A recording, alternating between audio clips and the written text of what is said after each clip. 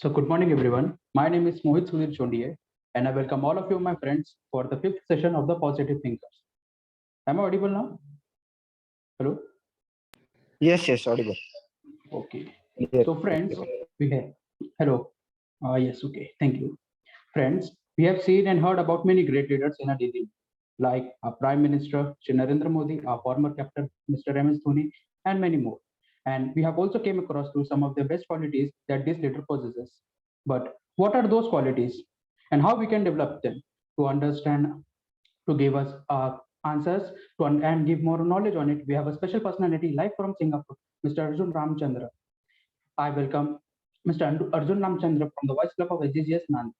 Let me introduce Sir. Throughout his students' life, Sir was among the topper ranks. Sir has topped ICSC in board exams at Bishop's Cotton, Bangalore. Sir has secured All India rank of 2208 in IIT JEE 2003 and secured 214th rank in Karnataka CET and 55th rank in AIEEE. Sir was awarded with Kishore Vigyanik Protsahan Yojana scholarship by Indian Institute of Science, Bangalore in 2003.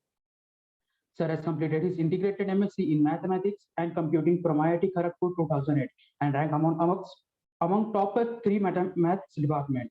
Sir has secured All India rank of 75 in GATE 2011, All India rank 135 in NET National Eligibility Test in 2010, and GRE score 325 to EFL and score 114.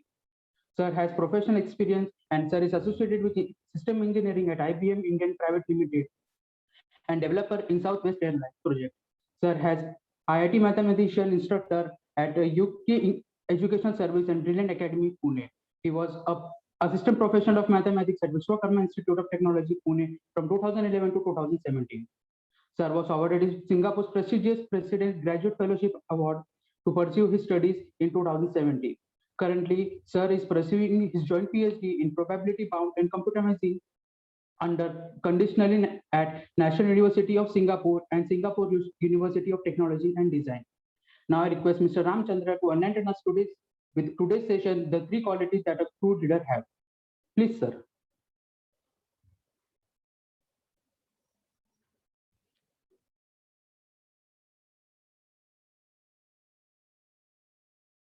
Okay, thank you, Mohit. Am I audible now?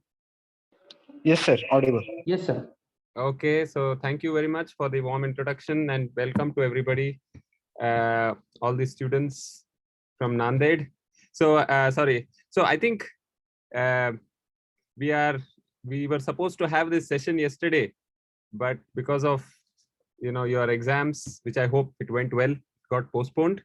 But I'm very happy to see that you all are assembled in in such a enthusiastic spirit today morning, being a Monday morning. I know you must be having a lot of studies, maybe preparations pending, but still you have taken out your time.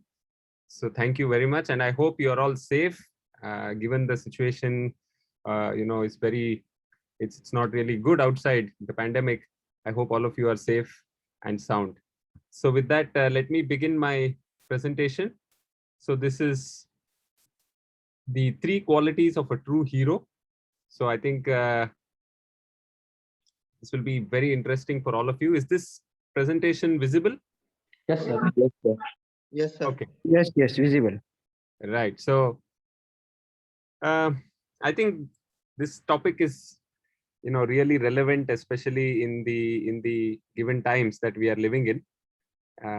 We all want to be heroes.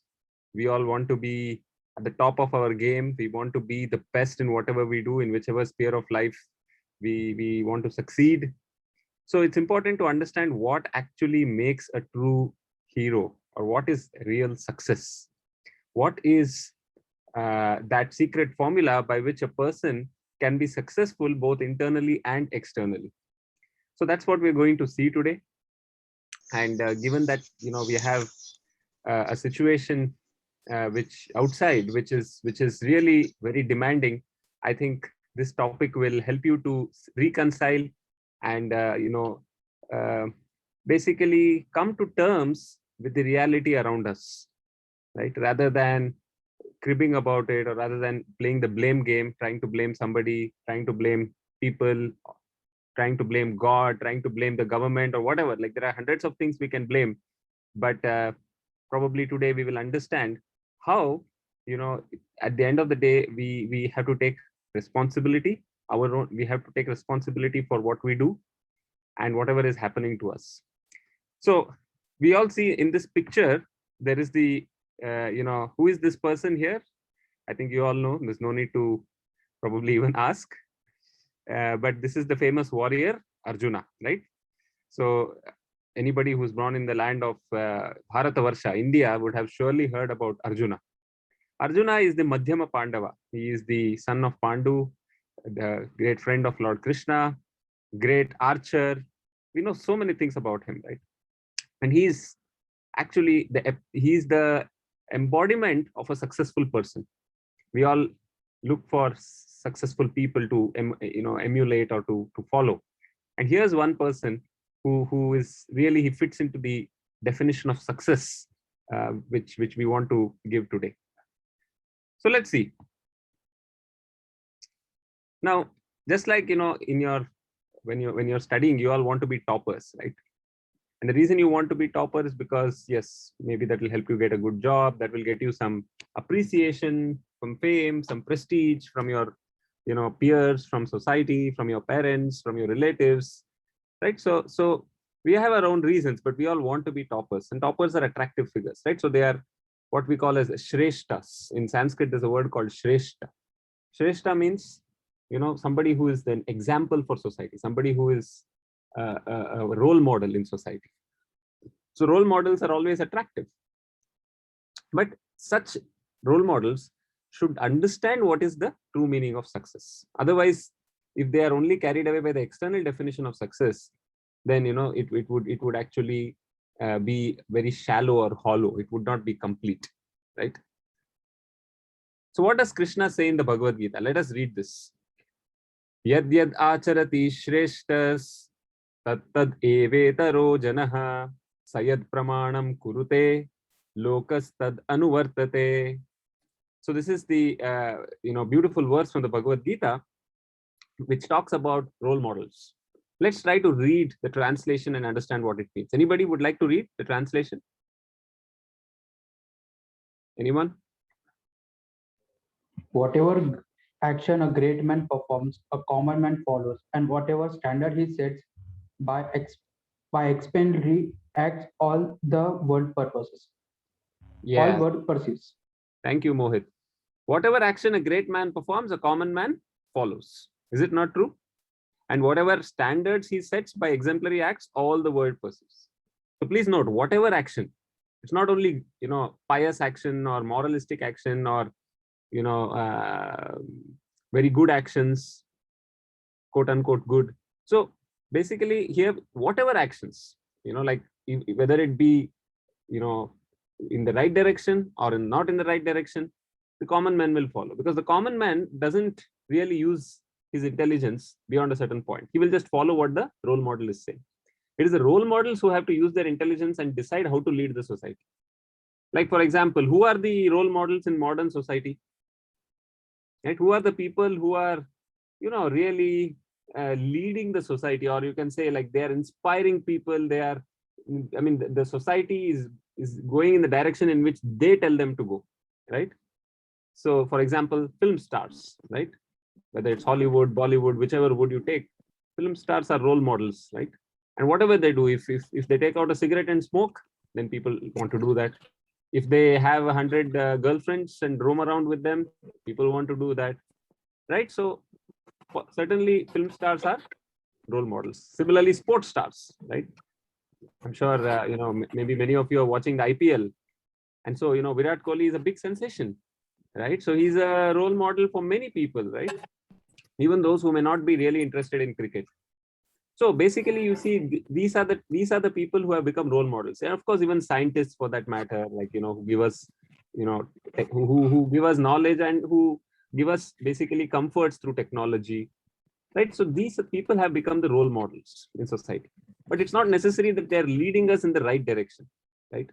It's something which, it's quite obvious that many a time, the direction in which they tell us to go is actually quite it is self-destructive, right? But still we are enamored by them, and that's why, as Krishna says here, a common man simply follows these actions of the great man. Second, whatever standards he sets by his exemplary acts, all the world pursues. Now, exemplary means something which is very, very like as an example, as a great example, not as a wrong example, right? You can be a great example, you can be a wrong example also, is it not? So it depends on what that role model chooses to be. So like there are some examples, like for example, you can take Dr. Abdul Kalam, right? So he's a role model for all of us. He was a scientist, former president of India, and somebody who inspired people with his honesty and integrity, right? That was a very powerful example which even today people remember, and they are inspired by. Is it not true? And you also have examples where say they did not like for example Bill Clinton, so he was someone who was a role model as the president of the United States, but then he was caught in a scandal, and basically he set the example of what not to do. Is it not? Or so many other cases we can discuss. So exemplary acts, in general, it means something, in the good, it has a positive connotation. All the world pursues that. So it's something which influences hundreds and thousands of millions of people.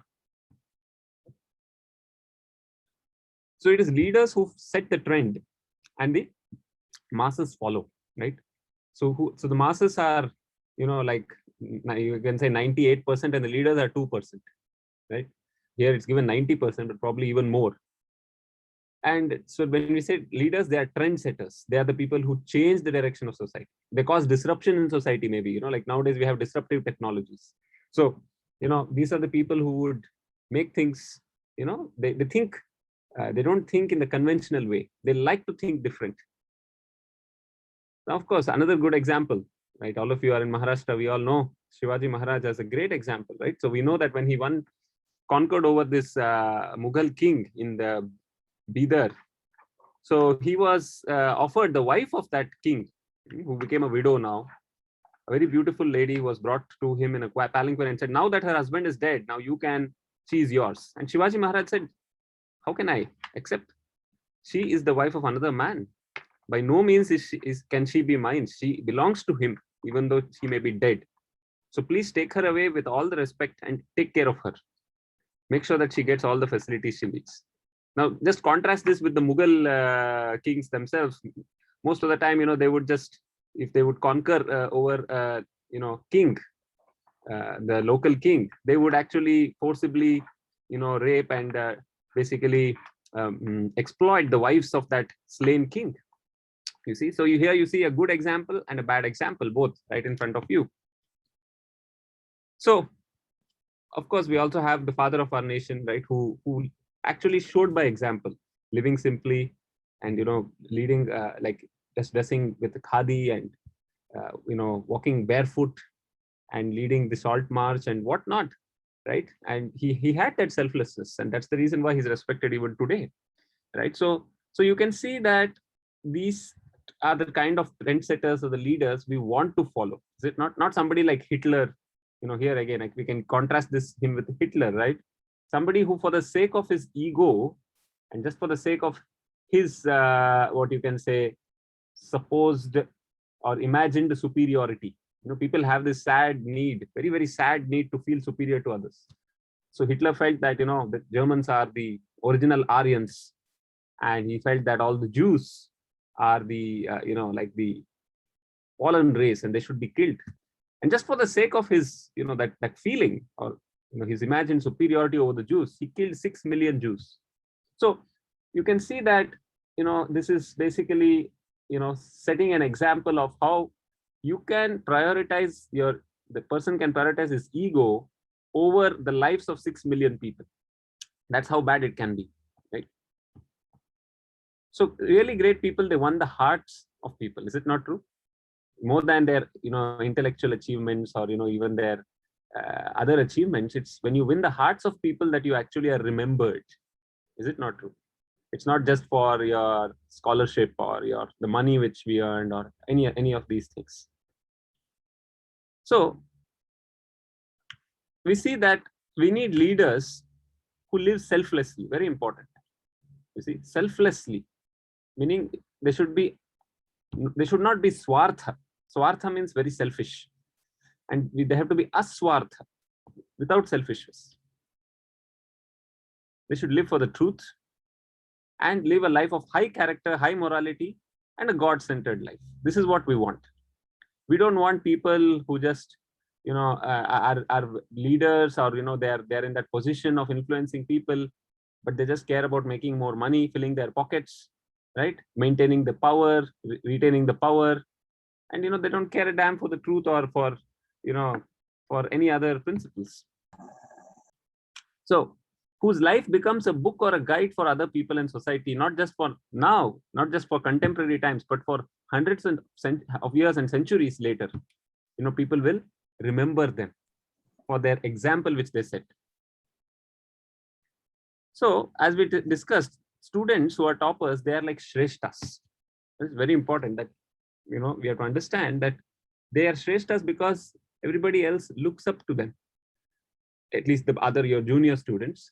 And when you graduate and then you become a leader, certainly it helps when you present yourself as a person who has done well in your professional sphere. So the point is, how can we become such leaders now whom the whole world would like to follow? Now, this does not mean that everybody has to become that number one person in the class or number one rank in the college, and only then you are a Shrestha. No. A Shrestha is not just decided by the marks. Yeah, when we're talking about toppers, certainly one way to measure maybe could be, your CGPA or your grade point average or your marks or rank or whatever. But more than that, we are talking about the sincerity of endeavor. When a person is sincerely endeavoring to do his best, then he will be successful in some way or the other, and that itself is a good example, right?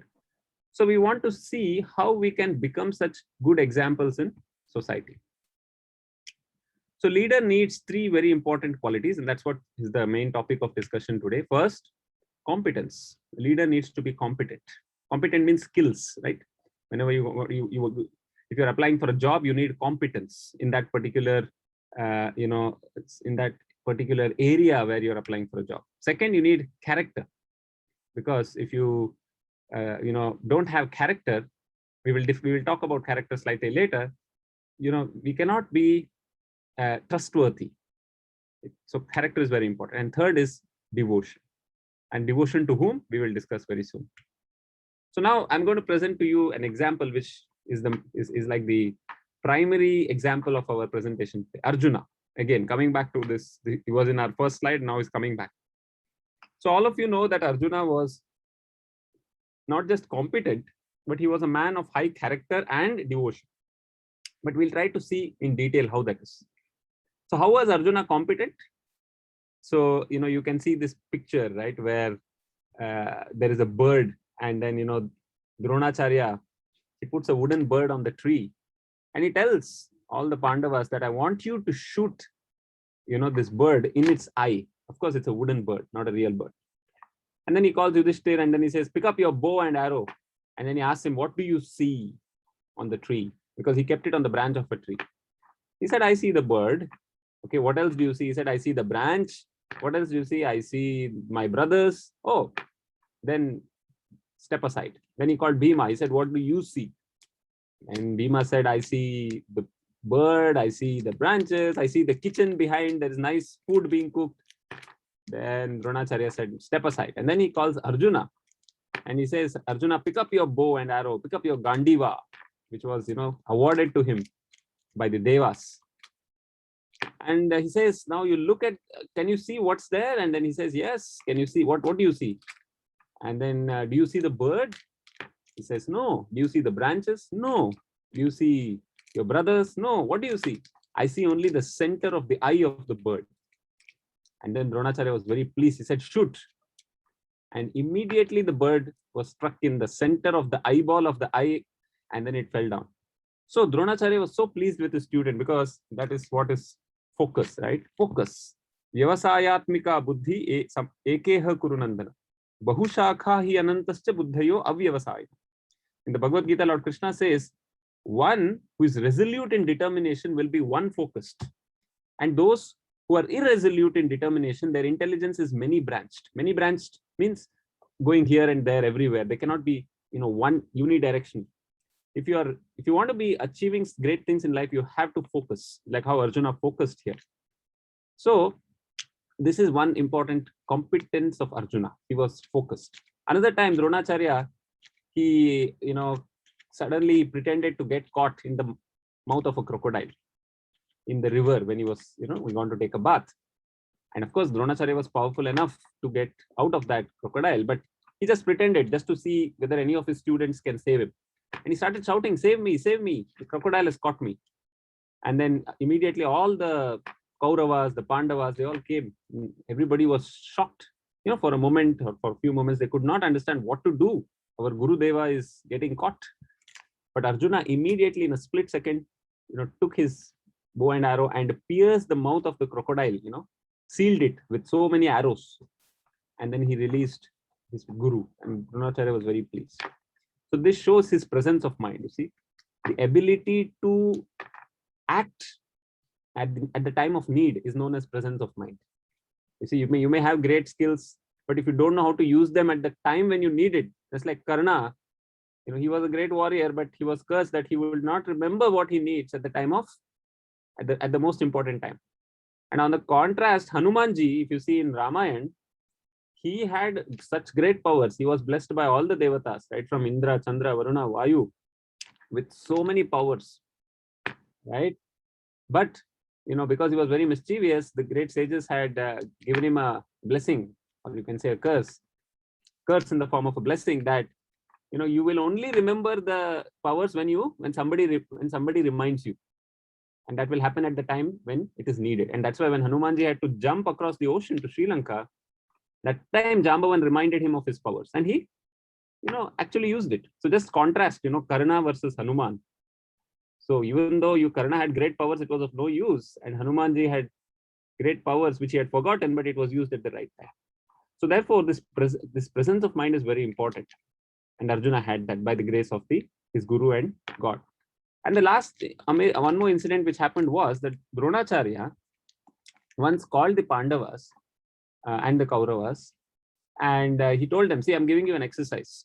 I'm going to give each of you one pot, one matka, and you have to go and fill it up in the river. You have to fill up with water and come back. Whoever comes back the first with a pot full of water, it should not be below the, it should be completely full. It should not be even 1 millimeter less than full. Whoever comes back first with the full pot, they will be victorious. And then they all went, and they did not know that the pot has a hole. In each of the pots he had made a hole, so just to test them. So then they all went, they came back, and while coming back the water would spill, and again they will go fill it up and somehow try to keep the hole. You put a finger on the hole, and but the hole was quite big, and whatever they tried, some water would always spill out. But Arjuna, he didn't jump into action. He just thought about it. And then what he did, he took his Gandiva, bow and arrow, and he just shot an arrow into the ground, and from the ground water started coming. And he just put the pot down, and it was like a fountain. The water was going in the pot. It was coming out through the hole, but the amount which was going in the pot, the mouth of the pot, was much more than what was coming in the hole. So ultimately the water, because it was a continuous stream, just like how you see in the fountains, right? The water comes up, it goes down, but some water always remains, because at the end of the day, what comes in is more than what goes out. The rate at which it comes in is more than the rate at which it goes out. And Arjuna was able to keep the pot full, by this trick. And Dronacharya was so pleased and impressed with his innovativeness. So this is called innovativeness, right? Nowadays, everybody talks about being innovative and creative. This is Arjuna, not jumping into action. Sometimes, we jump into action because we're very passionate. We don't think before acting, right? That's why it said think twice before acting. But generally we act and then we think. So we learn these 3 qualities which I just mentioned, right? From the first story of the bird, wooden bird, you learn about focus. From the second story of the crocodile, you learn about presence of mind. From the third story of the pots, you learn about creativity, innovativeness, and patience, which Arjuna had. So, no doubt that Arjuna was very competent. You can go on with so many other stories. But is that only what's important about Arjuna? No. All this competence was also accompanied by character. And let's see what is character. Can anybody read this quote? It's a beautiful quote. Anyone? If wealth is lost, it can be regained. If health is lost, it can be restored. If character is lost, everything is lost. Back end. Thank you, Nachiket. Thank you for reading that. If wealth is lost, it can be regained. Isn't it true? Probably, yeah. Most people, even if they lose their business or something, the business, they go bankrupt, they can make up some amount of it. If health is lost, probably yes, it can be restored, possibly. But if character is lost, everything is lost. It's very difficult to restore it.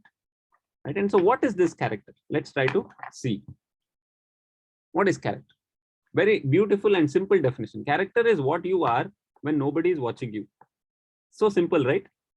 What do you do in your private moments when nobody is watching? At least we think nobody is watching. Actually, it is said that according to the Shastras, at every moment, 12 types of witnesses are watching us, and we are held accountable for all our actions. It's not that just because no human being is there next to me, nobody is watching me. Of course, nowadays we have cameras everywhere, so you know that anyway cameras are watching you. But even otherwise, let's say you assume nobody is watching you. What do you do there? Right? That is what is our character. Typically, our the negative sides comes out when we are alone or maybe with our close people. That is why it's extremely important to refine our character so that we are the same person when nobody is watching us and when everybody is watching us. We should not have two sides to our life. Of course, you can have a privacy. Privacy is not wrong, but you should not have duplicity. You understand duplicity, or what we call as double standards. Meaning you say something to the world, show something that you're a very great person of great character and very religious, pious, and then when you're in your private moments, you do anything and everything. You can see so many examples, right? So many, people who show themselves to be great saints, they will, when they will give a big pravachan on the Bhagavad Gita and then come back and maybe smoke a bidi or something. Or there are people, who pretend to be, great social service workers, but they would be making money at the expense of somebody, right? So you can think of many examples where this type of hypocrisy is present, double standards, and we should not have this kind of a hypocritical life. We should be transparent, right? This is a good example. You speak nicely to people on their in the face, but then behind their back you're talking, oh, this person is like this, this gossip, right? This kind of gossip is very dangerous. Actually, intelligent people never waste their time in gossip because they know life is very short. So what's the use in gossiping? Let's use our life for something constructive. Let's help others. Let's try, even if somebody is wrong or something wrong about them, you can help them rather than gossiping about them, right? So gossiping is certainly not done by people of character. Learning to be sensitive to the feelings of others while courageously presenting your own viewpoint. Be sensitive, but at the same time be courageous. See, this is a beautiful balance. Is it not true? I think, you can see this example in the life of Lord Ramachandra himself. Is it not? So Lord Ramachandra, when he was asked to go to the Vanavas, right, by the arrangement of Kaikeyi and, Manthara and all these people in the Ramayana, so all the people of Ayodhya requested him not to go, including his own father. He said no, right? And then, in fact, he said, no, I have to go. I have to honor the wish of my father. That's character. That's integrity. And then when he goes in the forest and Bharat comes back to Ayodhya, he finds out that all this has happened. He's very upset. Then he goes to Chitrakoot with his whole army, along with Kausalya, Kaikeyi, and everybody. Dasharath, in the meanwhile, has passed away. And then the Bharat tells Ram that I will not become the king. It is you who has to become the king. I will stay in the forest for 14 years and fulfill the wish of our father. You go back and rule the kingdom because you are the eldest brother. At that time, you see, Ram, he's even told by the great sages that you have to go back and other things, but he is very firm in his, in his determination. He says he's firm, but he's not like rude. He says, nobody can change my mind. I understand that your love for me, but this is my will, that I have to come into the forest because I have to kill the Rakshasas and I have to fulfill the mission for which I've come here. So you can see how he was very sensitive to their needs, to their feelings.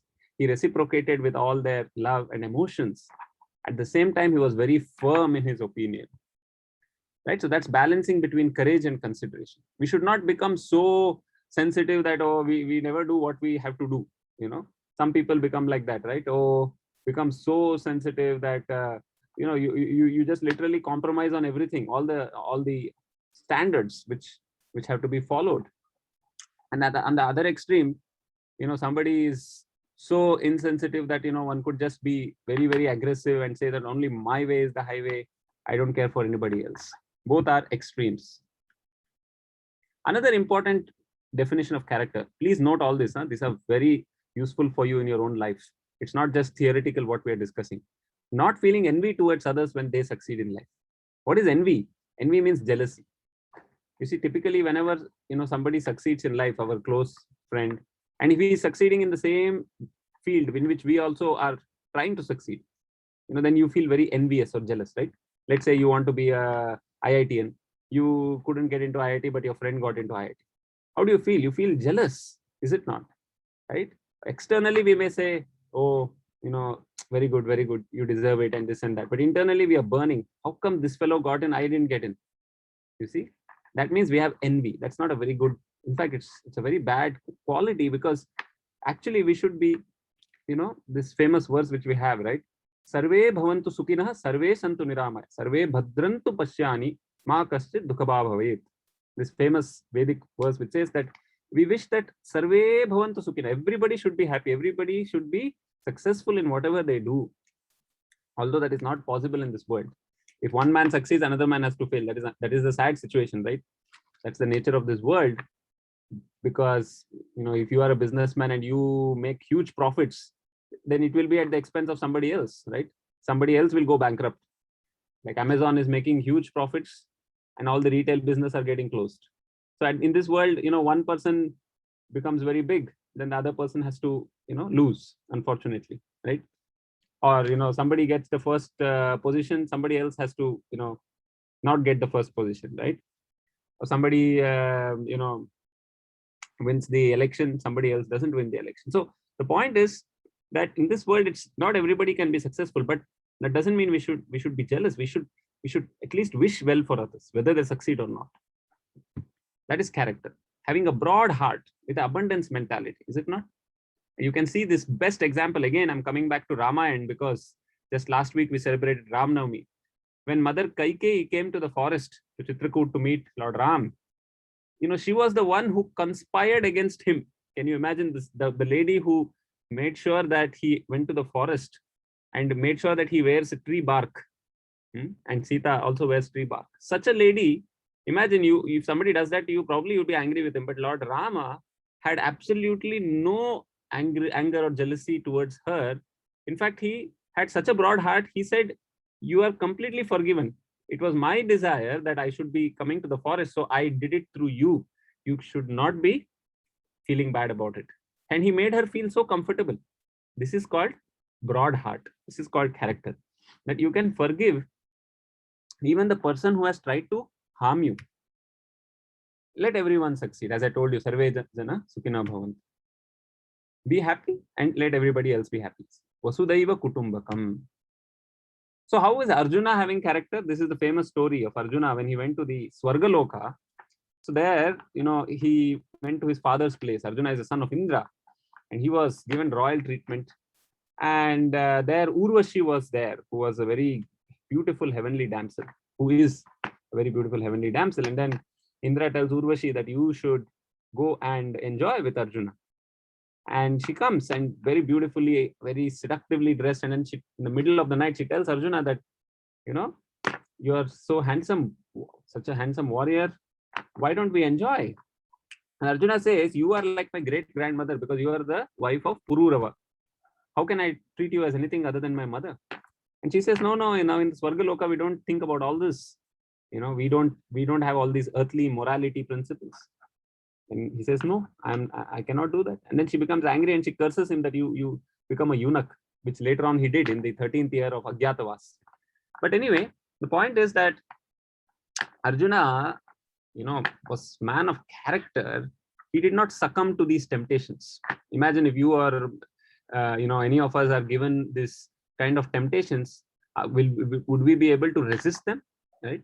So Arjuna, and imagine this is not just Miss Universe or Miss World. This is no Miss Universe or Miss World who can stand in front of Urvashi, because the Miss Universe will be like a cockroach in front of Urvashi. Urvashi is such a beautiful damsel. So Arjuna was able to resist it because he had character, not just competence. Whereas in the modern times, we are just the opposite, is it not? So many times we don't have that courage to say no to the temptations, right? So everybody is kind of into this, into the allurement of the opposite sex. And then, right from the beginning, we are distracted. And as a result, we are not able to focus, on our studies. We're not able to focus on, our future career ambitions. And then there is so much of heartbreaks. And basically, we because we give prey to temptation, fall prey to temptations, we think we are having freedom, but we actually lose our freedom in the long run. Now, what about devotion? This is the last, the component which we talked about. First was competence, second was character, and third is devotion. Arjuna had unlimited devotion. In fact, Krishna in the Bhagavad Gita says, Bhaktosi me sakhacheti rahasyam hetaduttamam. What does he say? Anybody would like to read this?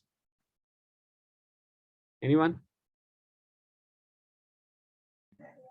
Krishna in Bhagavad Gita, although there are so many people to whom I can speak this message, but I chose you. Yeah, thank you. Although there are so many people to whom I can speak, I chose you. Why? Why he chose? Bhaktosi me sakhacheti. Somebody else would like to read this? Anyone who has not read? You are my devotees. You are my friends.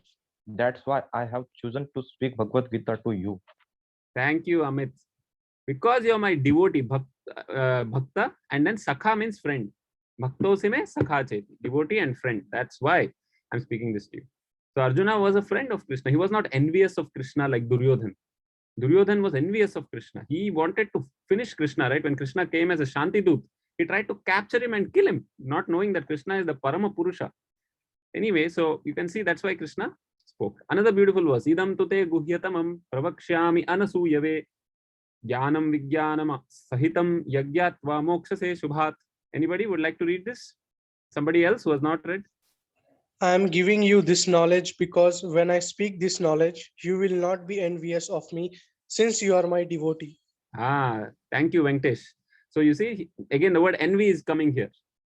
He's not envious. He's not thinking about how Krishna can be stopped or, how to destroy Krishna. Who is a devotee? Savai pumsam paro dharmo yato bhaktiradhokshaje ahaituki apratihata yayatma suprasidati. So till now I was telling you whatever the shlokas I was telling you, it was from Bhagavad Gita. This shloka is from Srimad Bhagavatam, which is an advanced literature. Even it's like a postgraduate study of the Bhagavad Gita. So what is the meaning of this? Somebody would like to read? Anyone else who has not read? Devotee is the one who performs devotion to God without any motivation, without any interruption. Thank you, Priyanshu. Thank you. Devotee is one who performs devotion to God without any motivation and interruption. Not that, as a business, I give you something, you give me something. I'll break a coconut and you give me good marks.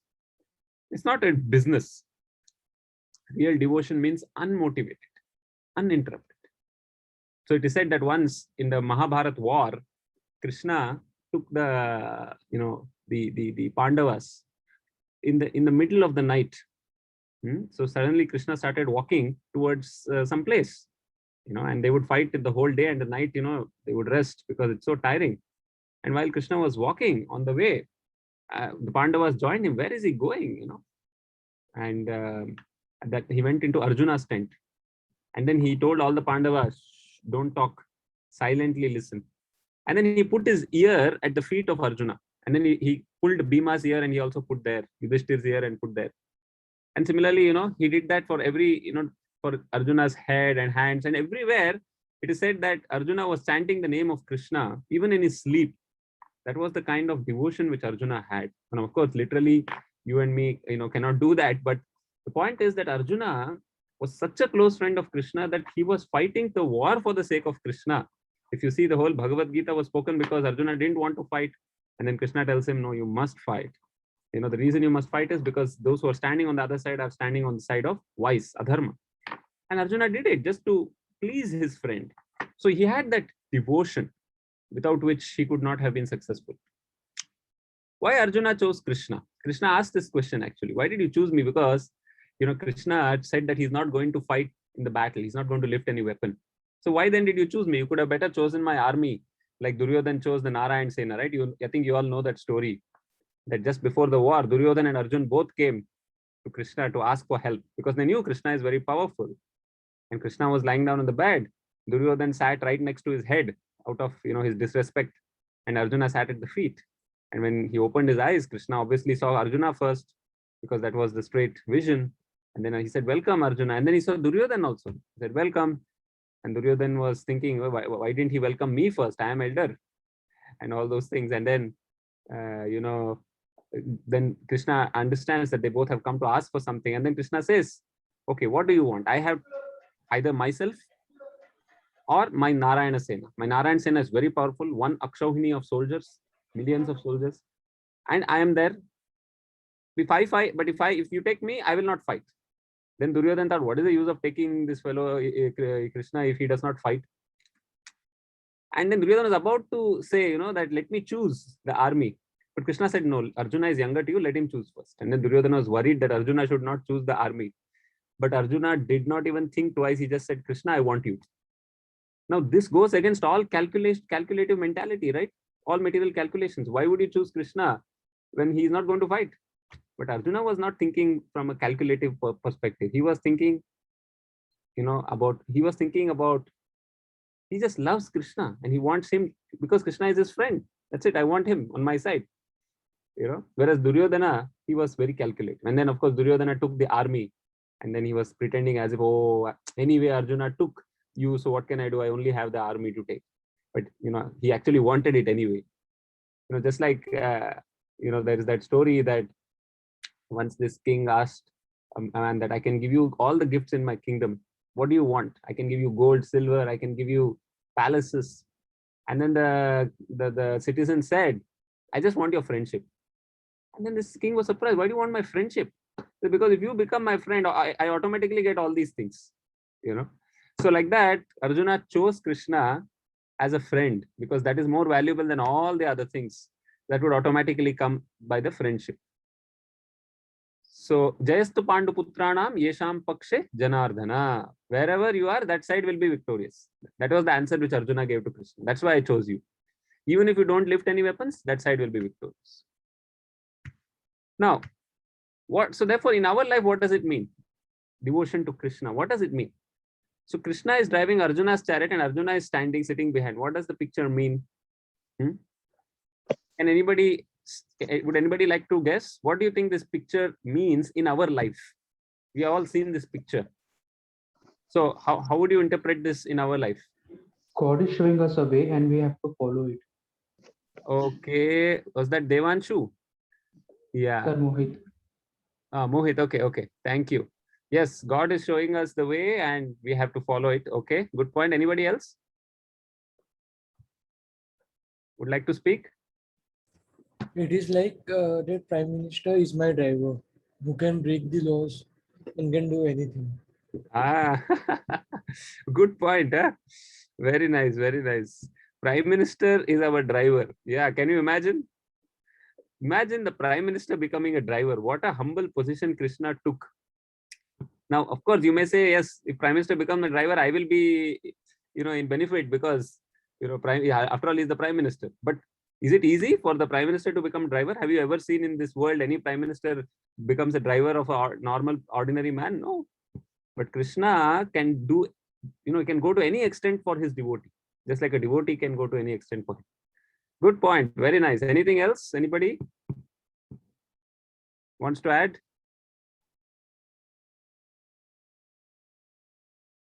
Okay. So yes, let's see. What this picture means is that let Krishna, God, take the chariot of my life. Let him take the ropes of the chariot of my life. My life is like a chariot, and it can go in so many directions. Like these horses can take me in 100 different directions.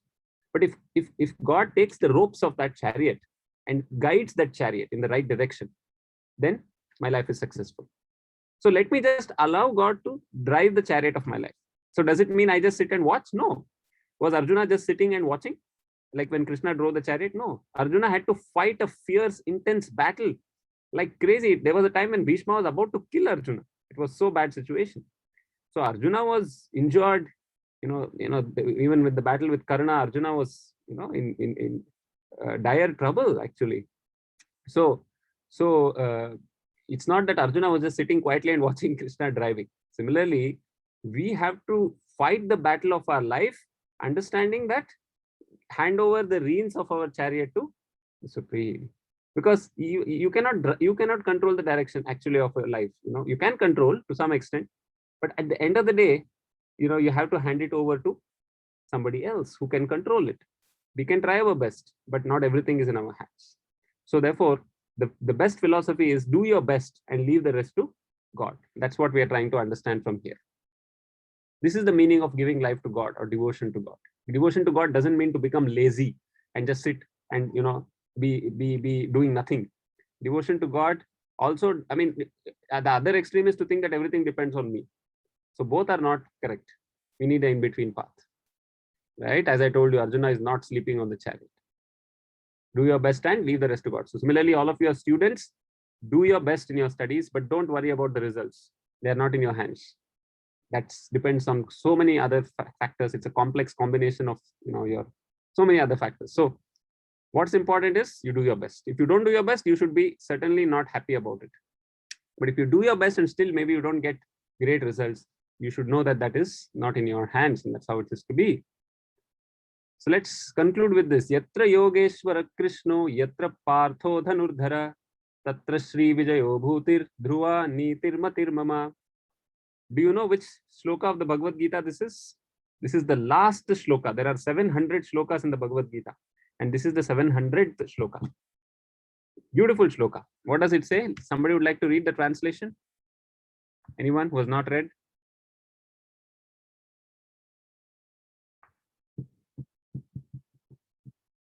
Quick, anybody?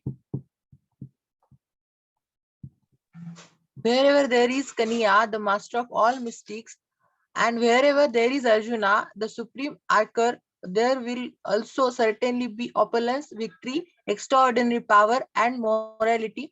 That is my opinion. Bhagavad Gita 18.78. Yes, sorry, it's not, there's a font issue there. It's not Kanaya, it's Krishna. Wherever there is Krishna, the master of all mystics, and wherever there is Arjuna, the supreme archer, there will be certainly opulence, victory, extraordinary power, and morality. This is my opinion. Whose opinion? Sanjaya. This verse is spoken by Sanjaya, a third person. This is the last verse of the Gita. And he's saying, that this was all before the battle began. Huh? It's not that he saw that the battle is concluded and the Pandavas are victorious. Even before the Pandavas victorious, even before the war started, Sanjaya could predict that this will happen, even though Krishna had taken a promise or vow that he will not fight.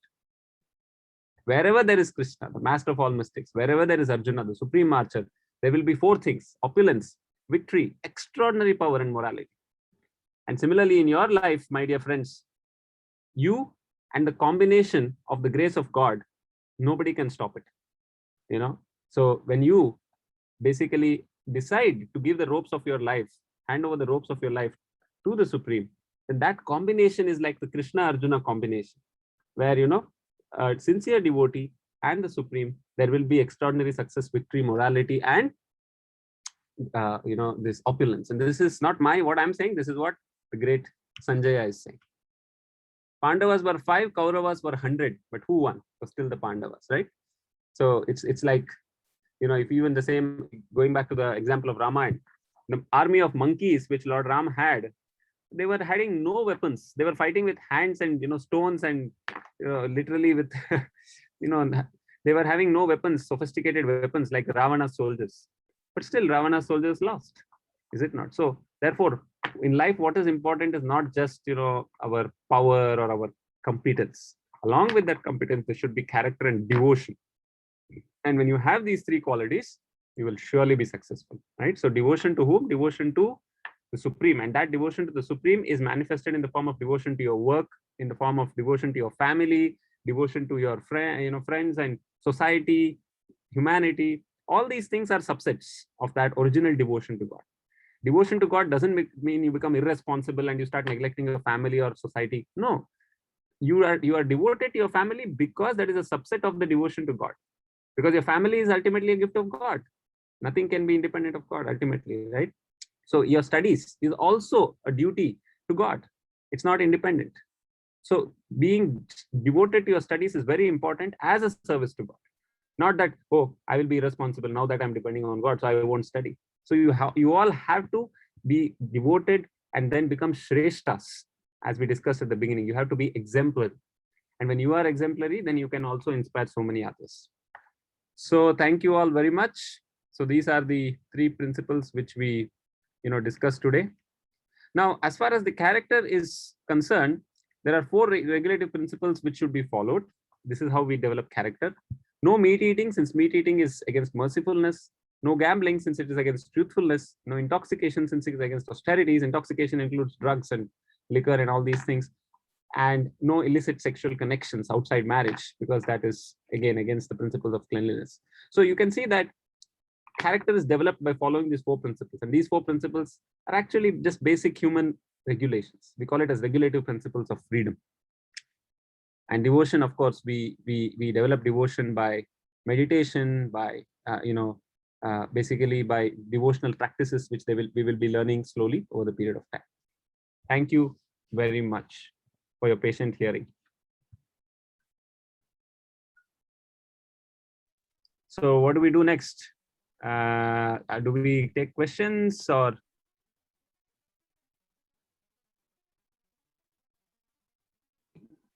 Yes, sir, we can take some questions.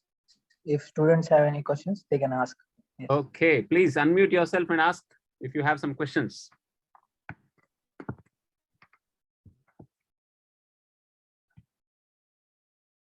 No questions. It seems like everything is crystal clear.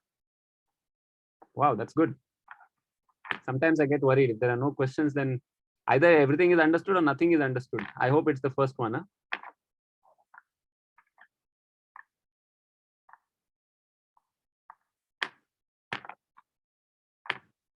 Okay, are there any written questions in the chat? Let's see. If you want to send a private chat, you can actually. Maybe if you don't want to ask your question publicly, send it to me or send it to our host. Hello, sir. Yes, who is speaking? Gaurav Tali. Yes, Gaurav.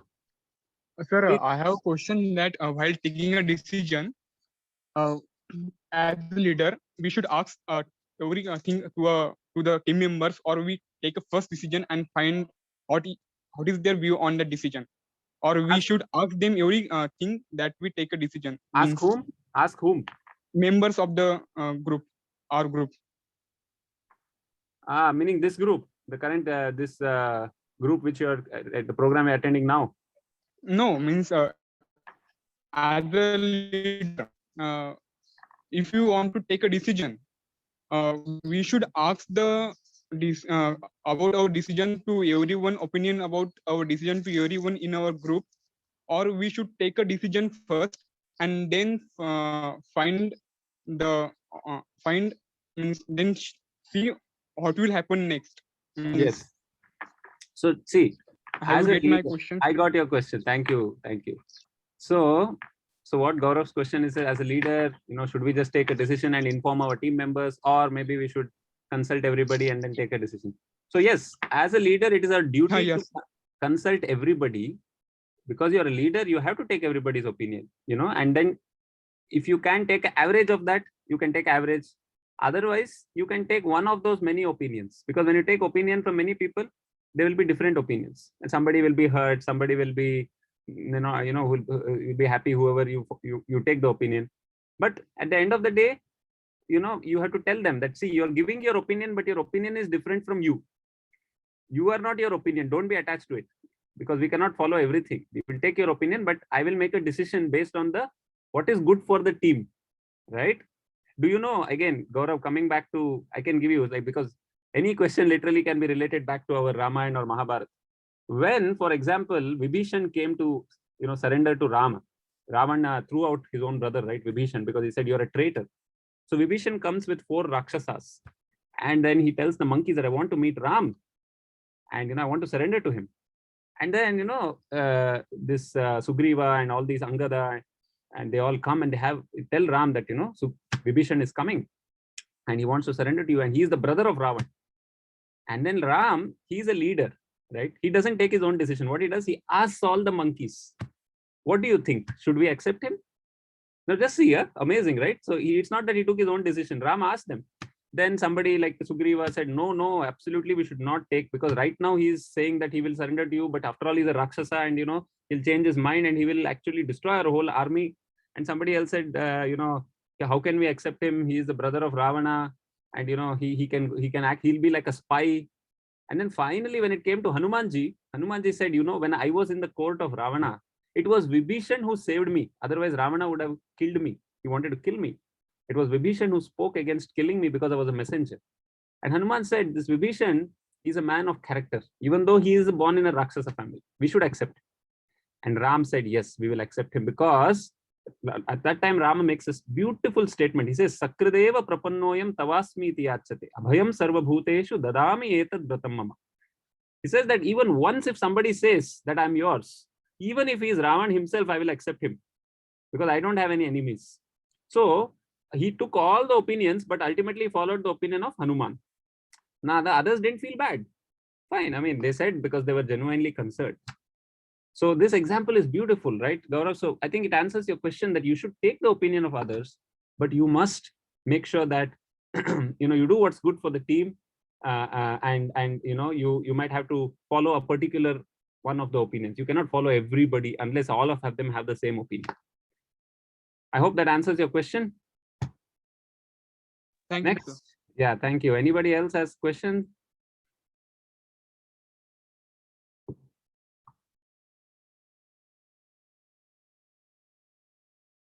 Okay, let's see. Okay, let's see. There's a question here on the chat. Okay, this is maybe a little more technical question. Why Lord Krishna showed his Virata Roop to Kauravas when they tried to capture him? This form is very divine and rarest of rare. Only the great devotees can see. But how come they saw the form of the Lord? Good question. Actually, they never saw it. I mean, in the sense they never. You see, there is a verse. There is a word in Sanskrit. It says "Pashyanapi na pashyati." What is the meaning of seeing? Meaning of seeing means, first of all, you have to have the power to see, the eyes to see. Some things are so subtle that even though you see, you cannot see. Like, for example, this world is a Martya Loka. People all around us are dying. Now, especially in the COVID pandemic, there is so much of death. But still, in spite of that, we don't see the reality that that same thing can happen to us at any time. Is it not true?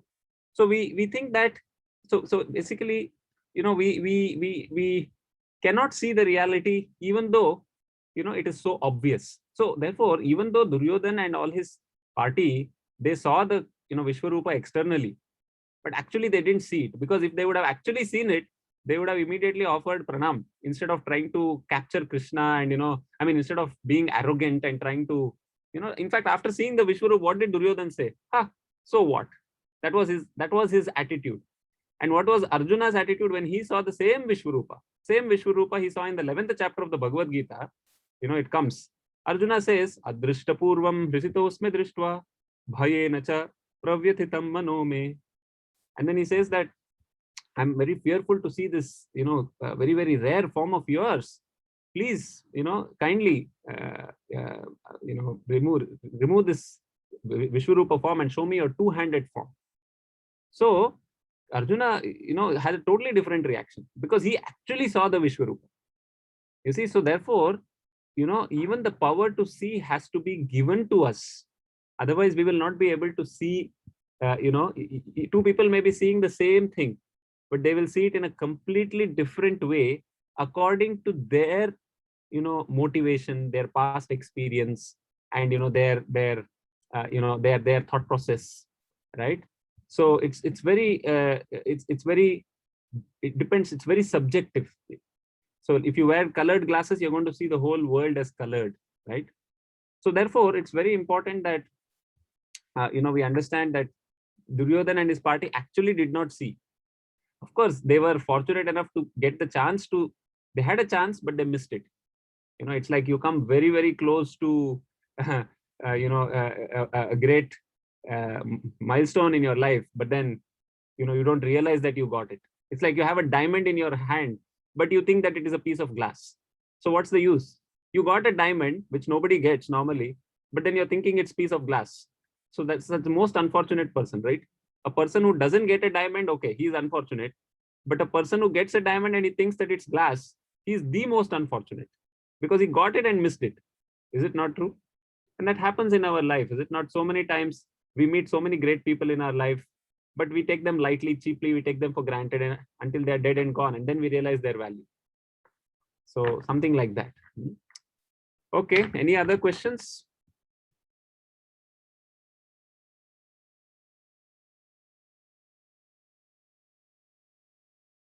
Looks like there are no more questions, huh?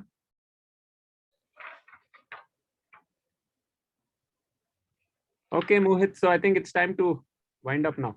Yes, sir. Am I audible here? Yeah, we can hear you. Okay. So first of all, I would like to summarize what you taught, sir.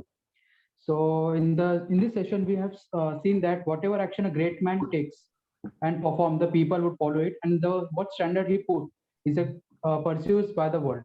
And sir gave us the many examples like of Bill Clinton and Shivaji Maharaj and the Mughals, Gandhi and the Hitler, and much more. And he put some points of the leader who live selflessly and live for truth, live for high character, high morality, and God-centered life. And he also, sir also told us that leader becomes the book and guide for all. And then sir told us the three main qualities of a leader. First one is competence, second is character and devotion. In competence, sir told that a person is confident who is focused, think before acts, and have a presence of mind. A character is a a character is what you are when nobody is watching you. It is the character have a well balance between courage and concentration. Learn to be sensitive and feelings of other courageously. And also in character, the good leader have no jealousy towards others, and they motivate others to be successful in their life. Good leader have a broad heart which has abundance mentality and let everyone succeed. Also Arjun example was given there. And lastly, the devotion part, where we surrender to the God selflessly without any motivational. If we are surrendered to God by devotion, we can get rid of the jealousy, and God can accept us. And a very good example was given that Krishna is the driver of the chariot sitting behind and was Arjun, which means that God is guiding my life, and we have to follow it. So this is how we summarize today's session. And I would like to thank sir for giving his time to give us this session. And I would like to thank students for attending this despite of the exams problem yesterday, which got postponed. And I would like to thank coordinator, and I would like to thank coordinator for arranging this meeting. So thank you everyone for joining here. I have an announcement that today we will have a quiz at 9 a.m. on the previous session. Can faith be reasonable? Thank you everyone. Have a nice day.